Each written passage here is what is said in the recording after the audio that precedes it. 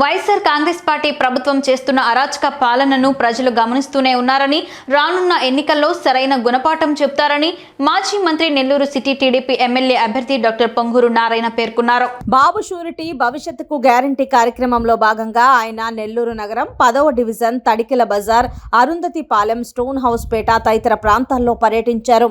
ముందుగా నారాయణకి డివిజన్ నాయకులు, కార్యకర్తలు, ప్రజలు బ్యాండ్ మేళాలతో ఘన స్వాగతం పలుకుతూ అడుగడుగునా పూలవర్షం కురిపిస్తూ బ్రహ్మరథం పట్టారు. ఈ సందర్భంగా డివిజన్లోని బాబు జగ్జీవన్ రామ్ విగ్రహానికి ఆయన పూలమాలలు వేసి ఘన నివాళులర్పించారు. అనంతరం డివిజన్లోని ప్రతి ఇంటికి వెళ్లి వారి సమస్యలను అడిగి తెలుసుకున్నారు. మా డివిజన్లో దోమల బాధను భరించలేకున్నామని, ఆ సమస్యను పరిష్కరించాలని స్థానికులు ఆయన దృష్టికి తీసుకువచ్చారు. ఖచ్చితంగా నేను అధికారంలోకి రాగానే first under ground drainage system పూర్తి చేసి దోమలు లేని నెల్లూరు నగరాన్ని తీర్చిదిద్దుతామని వారికి హామీ ఇచ్చారు. అనంతరం డాక్టర్ పొంగూరు నారాయణ మీడియాతో మాట్లాడారు. 10వ డివిజన్లో భవిష్యత్ గ్యారంటీ కార్యక్రమంగా డోర్ టు డోర్ తిరగటం జరిగింది. అయితే ఏ ఏరియా అయితే ఇప్పుడు తిరుగుతున్నామో ఇది బూత్ నెంబర్ 190 190 బూత్. ఈ బూత్లో యాక్చువల్గా ఇక్కడ రాగానే ఫస్ట్ వాళ్ళు చెప్పింది దోమలు. సార్, దోమలకి పరిష్కారం చూపించండి, అది భరించలేకపోతున్నాం అని అన్నారు. ఖచ్చితంగా అండర్ గ్రౌండ్ డ్రైనేజ్ పూర్తయితే తప్ప, అంటే పూర్తి అంటే కనెక్షన్స్ ఇవ్వాలి. అండర్ గ్రౌండ్లో వేసేస్తున్నాం. తెలుగుదేశం ప్రభుత్వం 2014 నుంచి 19 అప్పుడే నెల్లూరులో ఉన్న అన్ని రోడ్లలో కంప్లీట్గా పైప్ లైన్లు వేసేస్తున్నాయి. వాటికి ఇళ్ల నుంచి కనెక్షన్ ఇవ్వాలి. ఒక్కటే ప్రభుత్వం రాగానే వెంటనే ఆ పని పూర్తి చేస్తే అందరికి చెప్పడం జరిగింది. అసలు ఈ ప్రభుత్వం చేస్తుంటే ఫస్ట్ 6 నెలల్లోనే అయిపోయిండేది, 6 నెలలు 3 నెలల్లో. అది పెద్ద పని కాదు, ఓన్లీ కనెక్షన్స్. కాబట్టి ఈరోజు నెల్లూరులో ఎక్కడికి పోయినా, ఏ వీధికి పోయినా, ఎక్కడికి పోయినా సార్ మిగతా ఎన్ని పక్కన దోమలు భరించలేకపోతున్నాం. ఖచ్చితంగా అది ఒకటి చేయటం. రెండోది వాటర్ ప్రాబ్లం అవుతుంది. అది ఇప్పుడు ఇక్కడ వస్తే ఈ కట్ట, యాక్చువల్గా ఈ కట్ట మీద కొన్ని పూరిళ్ళు చిన్నవి ఉన్నాయి.